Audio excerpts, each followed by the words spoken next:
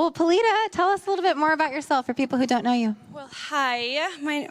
Is this working? It's been a long time since I've held a mic. It's crazy. You're doing great. I know. My name's Pilita. I go by Lita too, or P, whatever you want to call me. I'll answer to it.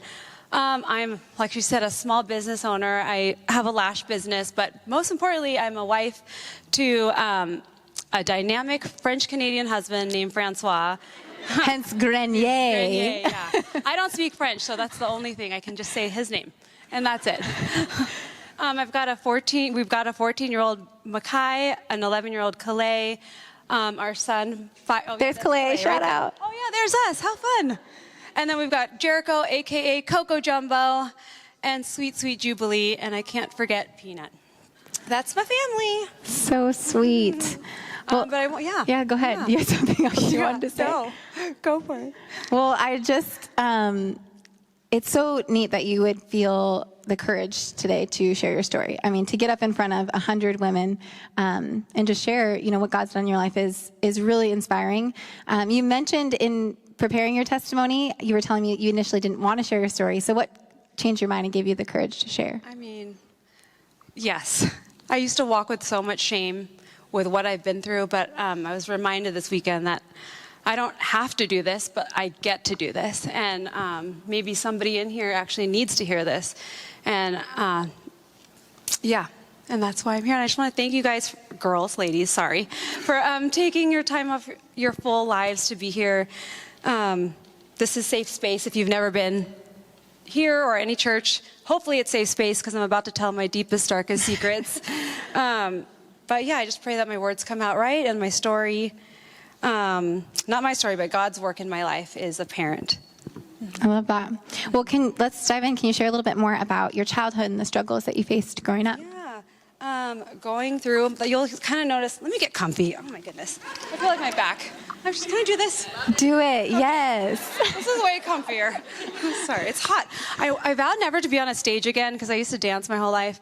And here I am on a stage, not dancing, I'm retired, but telling stories. I was born in Chicago, Illinois. I'm the oldest of 3 kids to Filipino parents. My mom was a hardworking nurse, and my dad was a chef. But at 4 years old, we moved to Washington to be with a lot of my dad's family. And I'm just going to dive into it. Yeah, my childhood. Overnight, when my parents divorced, I never saw my dad again or my family. We were homeless. I went to 5 different kindergartens because at the time you can only stay in a women and children's shelter for up to a month. So right off the bat, my life was super unstable, constantly changing, just felt unsafe all the time. And when we finally settled in Shoreline, we were so poor, but like in this affluent, there's one friend here from Shoreline, affluent community and predominantly white. So right off the bat, just so much identity issues, I never felt like I belonged. Like we were the different family. I even hated my name. I wanted my name to be Crystal. Like, if your name's Crystal, it's a great name. It's just not my name. It's not my name. But just like growing up with kids making fun of your flat nose or your face and why didn't your parents pack you lunch today? I felt so different. And we were left alone a lot as kids. My mom was a single mom, so she worked nights. And I had to take care of my brothers and like fend for ourselves, eat raw top ramen to get by. And we just had no parents, no rules, no boundaries. We got to watch whatever we want. And just being scared. Like I just remember the story of watching out for the police and CPS in the middle of the night because we were left alone, having to hide my brothers under the bed. Just chaotic, messy. It's just so much shame that this was our family. And I just compared ourselves to everyone around us, and that bitterness started to grow in me, like, why couldn't I have what other people have? Material things, love, affection. My mom was pretty disengaged. Like, I'm going to fast forward. I forgive my mom, love her now. But in my childhood, she was super disengaged and just very angry all the time. And I just wanted to make her proud, but I just always was told I was bad. And she was pretty verbally and physically abusive. And so things would just set her off. Even at the grocery store, she would get mad if somebody whistled, and I would just daydream as a child. I don't have a lot of memories as a kid, which I learned is like a survival thing, but I would daydream like in elementary school and look out the window and see a man with a mustache, and I would just be like, I hope that's my dad coming to rescue me. I was in my thoughts a lot, and you'll see this theme in my story where it's just, there's a survival tactics like fight or flight or freeze. My survival tactics were fake it till you make it or forget it. And you'll see that theme with my stories tonight. And it's funny because this week I binged, do you remember the show Home Improvement? Yeah, I just binged it. It's so funny. But when I was a kid, I would like hope and dream that I would have a dad like Tim the Toolman Taylor. Even though he's kind of a ding-dong, but anyways, that's seems like a good guy, though. Yeah. I never, ever heard the words, I love you, or I'm proud of you, or you're beautiful. And I never even felt like a warm embrace, like a hug. All that was so foreign to me. And just making deep, even as a kid, you make these deep vows and promises to yourself that I never, like when I'm a mom one day, I'm going to be better than this. I'll never be like a mom like this. So quickly, at school, you learn to fake it. If your home life sucks, you might as well fake it to belong. And maybe forget for a couple hours and just be happy and pleasant to be around. I started to really care what people thought about me. There were some seeds planted of a God out there. My mom started to take us to church. But as her abuse continued, and it was only towards me, so just super confusing. In sixth grade, I confided in a friend of my mom's abuse, and then right away CPS and took me away, and put me into foster care. That was terrifying because, one, I remember kids like talking to me, or like just kind of, you're talking to a police officer at school, and then your stuff is being put in a garbage bag. And the only thing I remember about that time is being so terrified in a bunk bed in a foster home, and a camera's on me, and I just was paralyzed with fear. Like I just was scared what people thought of this. I was scared what my mom would think because I ratted her out. I don't have a lot of memories, but that's definitely one that has stuck with me. And then eventually, the state released me to a family friend, where that just started a whole cycle of middle school and high school where I would either try to make it work with my mom, or I'd get chased out from her abuse, or I'd run away because of it. And it started this cycle where I've lived with so many people. But it was God's grace that I actually had people around me and teachers around me who kind of took me in. They helped me get a job, let me stay in cheer. And all that, I just kept getting reminded of how bad I was, because my mom at the time would write the principal at school that I was the devil, or try to orchestrate a meeting with a priest, to confess my sins and send my school counselors Dr. Phil delinquent teen articles. Just super sad. But I did start to go to things like, where's my place here?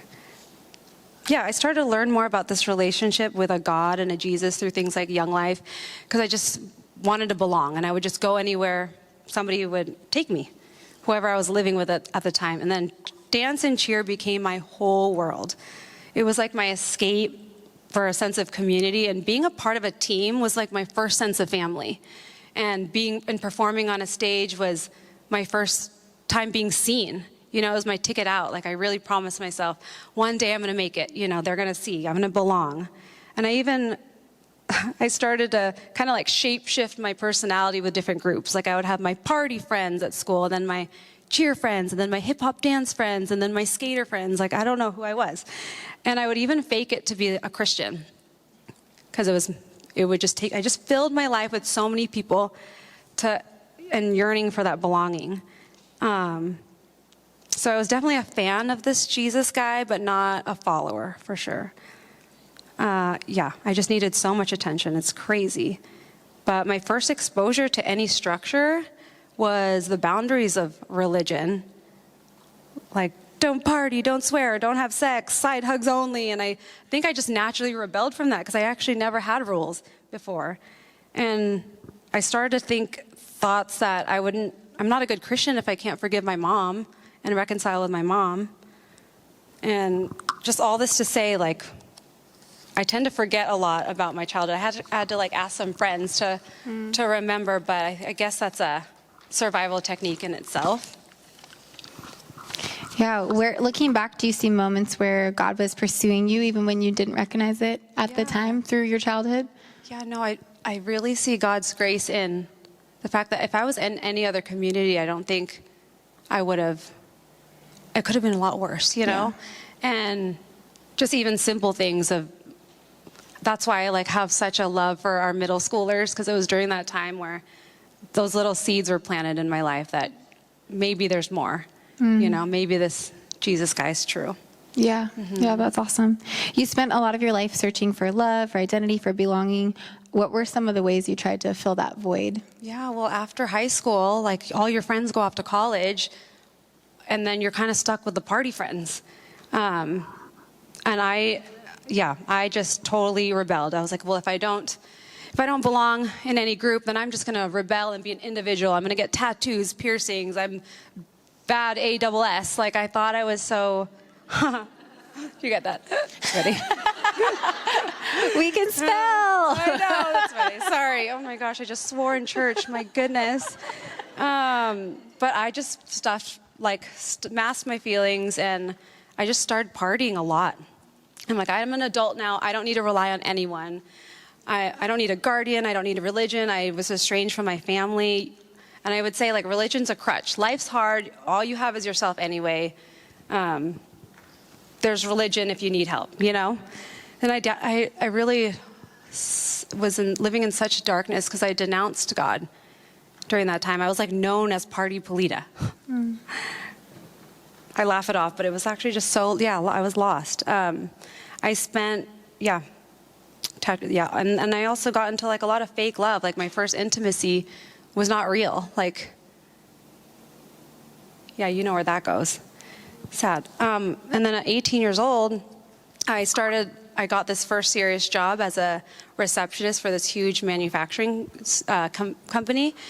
And then within 2 months, somehow I faked it. I faked my being competent, and then I was all of a sudden the executive assistant to the CEO of this company. I was responsible for all these company accounts, credit cards, bills. Like, I just had no idea what I was doing, but I was so fearful that I was going to be homeless, so I'm just going to fake it and say that I'm competent enough, really. And on a whim, I had that big dream of one day when I'm going to be a dancer, I'm going to make it. And I tried out for the Seattle Supersonics. I even faked that I had jazz experience to make it on that team. I don't know how I get myself in these things, but out of hundreds of girls and TV dance battles, I made it. Like, I was a Seattle Supersonics NBA dance team. I thought my ish didn't stink. I was on top of the world, you know, performing 3 games a week, radio appearances, magazine shoots, charities. I even traveled across the world to, like, Iraq, Kuwait. I finally had money and status, and Sonics even cleaned me up too. They made me to get rid of all my piercings and cover my tattoos. They cleaned your girl up. But and I also met some of my lifelong friends there, but I finally thought I had a sense of fulfillment. And then one day, a friend invited me to a college worship night on Greek Row. And I was like, perfect, we can go to a frat party after, you know? And I can fake being a Christian for an hour. And then out of all the sermons, it was Pastor Judah from Church Home at the time. He's hysterical, but he has, like, his microphone. And I just remember him yelling, repent, on the microphone, like, so loud, like, dozens of times. But then he got silent. And it's a room full of college students. I wasn't a college student. And he goes, there's someone in this room that needs to stop taking what's not theirs. And I was taking advantage of that day job I had, like dipping my hand in that pot. I was stealing, and if that wasn't a warning, that scared the crap out of me. I left that job knowing inherently, even though how selfish I was at the time, like, that's wrong. We're going to stop that. And then right away, the Seattle Sonics left. So here I am thinking all my identity is in being a dancer, and money and status, and all of that is gone. Like, I was devastated. And so what do? You start partying again, because that's all I knew, and dancing and trying to pursue. Like just a year of just not knowing my worth. Living with dancers, dancing all day, partying all night. And then one day, I started to attend a church regularly, but mostly because I heard Seahawks players were there. Like, so embarrassing, but it's true. And then I found myself one day, like, just nothing, just lost and nothing going for me. And I found myself 21 and pregnant. Like, I always wanted to be a mom, but not like this. Like, all those promises I made to myself as a kid just come flooding back.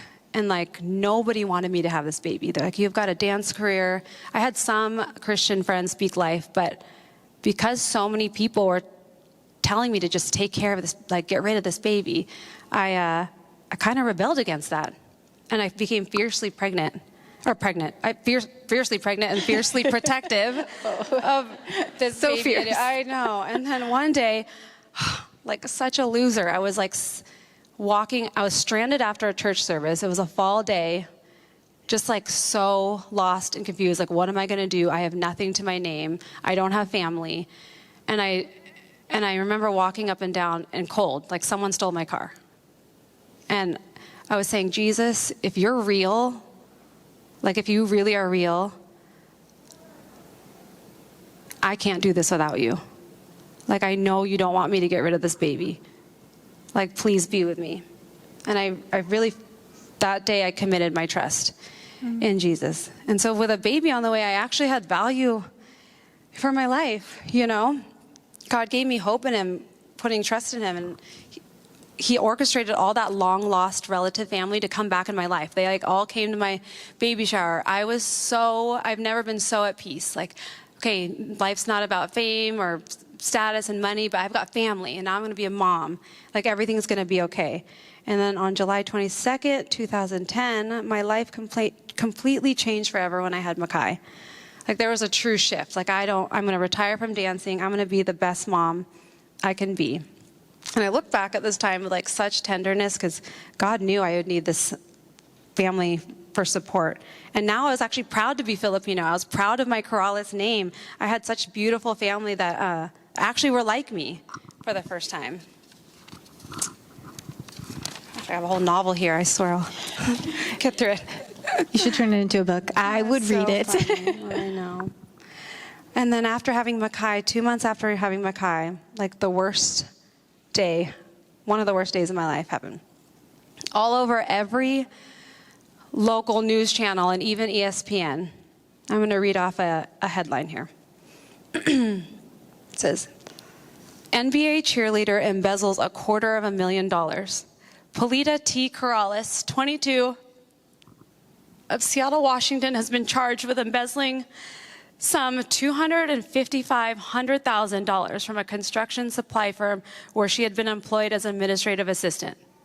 Corrales was also a dancer and cheerleader with the Washington Stealth Professional Lacrosse team and was a member of the last Seattle Supersonics dance team from 2007 to 2008.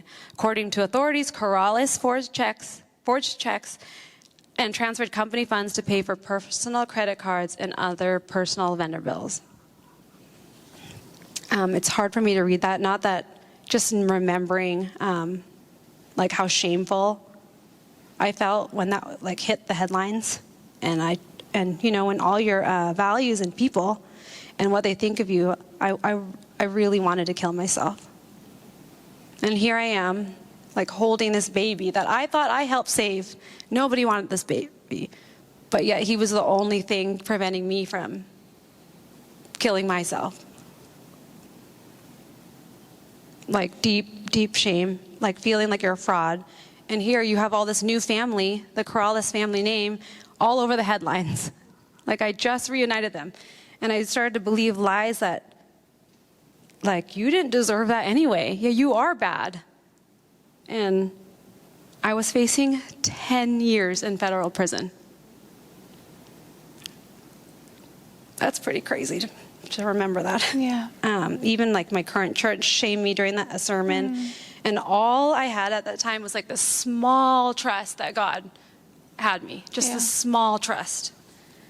So, let's see. Here I have with a brand new, beautiful baby. I had nothing to my name. I was still in a manipulative, unsupportive relationship. I couldn't work because of my case. I barely even had money for McDonald's for dinner. But I knew in my heart, like, I met with a public defender, and I knew in my heart, like, just it wasn't a good feeling. I was facing 10 years. Like, I didn't even want to fight the amount. I'll pay for the rest of my life. I'll work hard. But I just want to be a good mom. I don't want to leave my baby, you know? So I called every high-powered attorney and, like, begged people, like, to do this pro bono. And most people, like, hung up or laughed at me. And one high-profile attorney, I was, like, pleading with him. I'm like, I need your help. He laughed at me and said, my pro bono days are over. You know, like, good luck. And then a few days later, he called me back. He's like, I can't stop thinking about your case. I'll represent you. Like, if that was not the Holy Spirit, like, whoa. It's crazy. So miraculously, I only got 10 months. And half of that for good time, but it was work release and home detention. But some of those moments being in a home detention, it's like jail, pretty much. Or some of the most tender moments I had with God, because I had nothing. You couldn't have your phone. Here you are, a criminal with other criminals. You don't know what the lady next to you did to get there. It's terrifying. It's like felt like foster care all over again. Yeah, and I would just spend hours. The only time you're allowed to leave was to go to school or work. But it's funny because I was reading my journals about this. Like, I forgot how depressed I was during this time and how lost, and I would cry myself to sleep. The most I spent away from my baby was a month. But, like, I would cry myself to sleep every night, feeling just from that pain. But during this time, too, like a spirit-led change, I was going to school to get away from this place, and one of my friends at school was like, why aren't you an esthetician? And I looked at her, I'm like, why? We'd geek out on beauty stuff. I'm like, why aren't I an esthetician? And I quit that day. And some of my clients are in here like, this is what happened, how I got into the industry.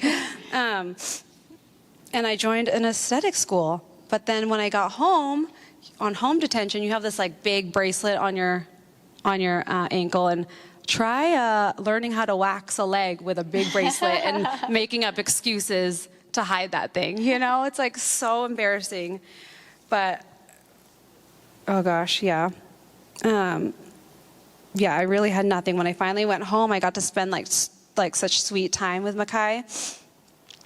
But the depravity, like, you can't work after that if you're a convicted felon. You can't find work. And I remember even being home and just so scared with this bracelet. Like, I couldn't even pay for the electricity bill.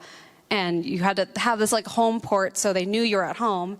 And then my electricity went out, so I had to like knock on the neighbor's door, who I didn't even know, and like embarrassingly ask, like, can I plug in my home port for my ankle device? Like, just living in so much shame. I knew God forgave me, but I didn't know I deserved more. Like, he did, the worst is over. Yeah. Yeah. Was there a turning point that just led you to full surrender to Jesus in that next season? Yeah, well, he blessed me with another kid named Calais. Shout out to Calais! Yep, May 2013, I had my daughter Calais, and having a precious daughter, just looking at her sweet eyes, it propelled me to leave the situation I was in, being in a manipulative and verbally abusive relationship. Like, you want to break those chains and cycle of brokenness. So after that decision of finally leaving, I started my own business. And I was working so hard as a single mom, like commuting downtown, doing house calls. And there was even reconciliation with my mom as she became sicker. And during this time of just like trying to rehabilitate into society, I really feel like God healed those father wounds that I had. Because he's the ultimate rescuer, you know, and just I was praying for a dad for my kids. But at the same time of finally like taking my walk with God seriously, my church at the time started to deconstruct, and like all my mentors in the faith, like I lost a lot of friends, and I only had these few friends and mentors in the faith, they all left. So then I started to question my own, started to ask tough questions like, well, I know God's real, but like, can I believe the Bible? You know, like, if God's love, why can't people love who they want? Just all those big questions. And if you're questioning your theology and your faith, the best person to walk into your life is my husband, Francois, if you guys know. He didn't walk into my life, he slid into my DMs. But that's another funny story. No, it's amazing. God orchestrated it with this man from Canada, and we met. And although, you know, we've had our ups and downs because of immigration and moving countries, that man has never, ever, ever, ever, even though he's fussy and French and a perfectionist, he has never, ever, ever shamed me for my story. And in fact, when I told him my story for the first time after he Googled me, like he beat me to it, I thought for sure that I would leave, or that he would leave, but he was like, you've got to tell people this. And he's just been so encouraging. But yeah, what else here? Yeah, we got married in 2018, have 2 more kids, and all this to say, it's like oh yeah, and then Keep going, share more. I know, what time is it? Oh, we're good, We're right? good, we're doing great. Yeah, after meeting Francois, and then now God really like moved in my life in the sense that I've kind of found a ministry in my business.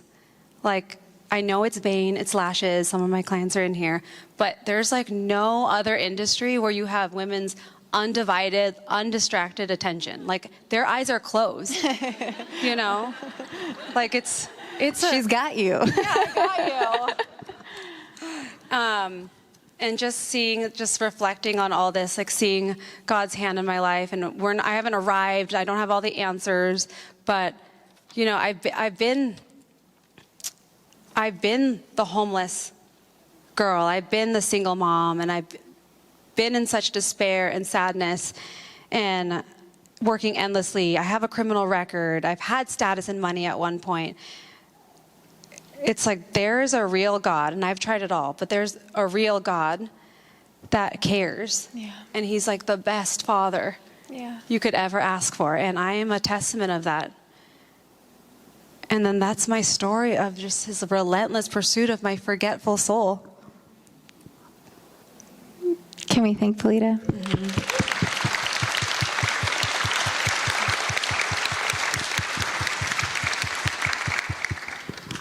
Thank you so much for sharing.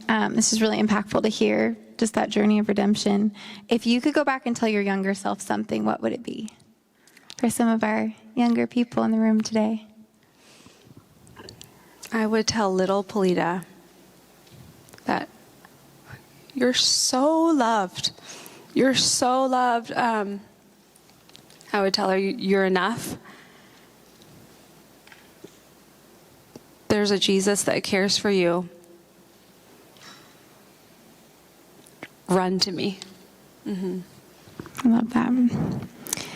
What encouragement would you give to someone who feels too far gone for God's love and redemption today in light of your story?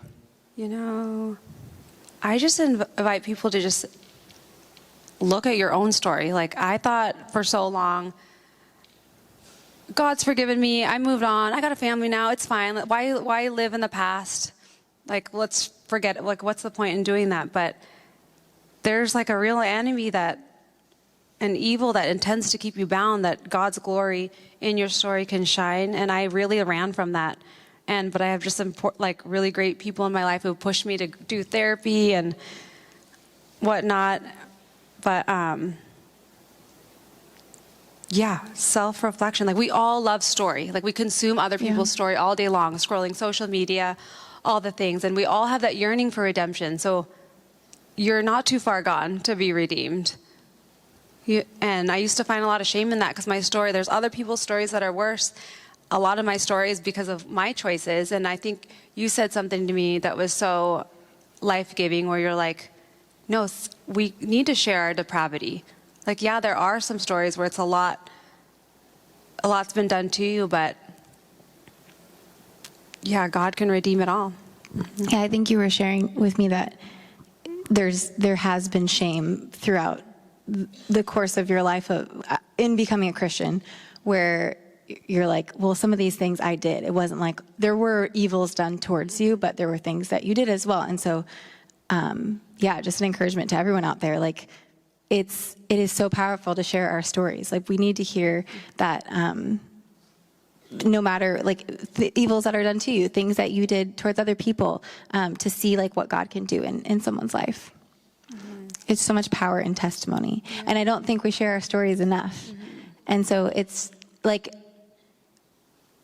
I was just even thinking, you growing up in the church, in these different moments, like in middle school, high school, post-college, did you hear stories like yours that you could relate to and connect with? Were there any that you can even recall? Probably, but I think it was more the invitation. Like, yeah. I think I'm encouraged, even just listening to my own story, to, like, invite the people. Yeah. Like, say the prayer over that person, or yeah. just being more bold. Yeah. And, like, I wrote down a quote that really got me. It's like, if you really love people, like I say I do, are you really loving them, not telling them what God's done in your life? Mm-hmm. Like, that'll preach. Yeah. That'll preach. Yeah. Is there a scripture or final thought that you'd like to leave with us tonight, Pilita? Well, it's funny because Pastor Sean preached on it yesterday. I love John 15. Like, I wish I had this tattooed across my face. The Sonics wouldn't have liked it, though. They would have cleaned it up. No, yeah. John 15 says, he says it 10 times here. Remain in me and I in you, just as a branch is unable to produce fruit by itself unless it remains on the vine. Neither can you unless you remain in me. I am the vine, you are the branches. The one who remains in me and I in him produces much fruit, because you can do nothing without me. If anything does not remain in me, he is thrown aside like a branch and he withers. They gather them, throw them into the fire, and they are burned. If you remain in me and my words remain in you, ask whatever you want and it will be done for you. My Father is glorified by this, that you produce much fruit and prove to be my disciples. As the Father has loved me, I have also loved you. Remain in my love. If you keep my commands, you will remain in my love. And I have kept my Father's commands and remain in his love. Amen. Wow, what perfect timing that was shared yesterday, too. I know. Well, we're going to take a few minutes just with our tables. We have some time left just to reflect. John, shout out to John. Thanks, John, for running tech for us tonight. The lone male in the room. What part of Pilita's story resonated with you the most and why? How have you experienced God's pursuit or redemption in your own life?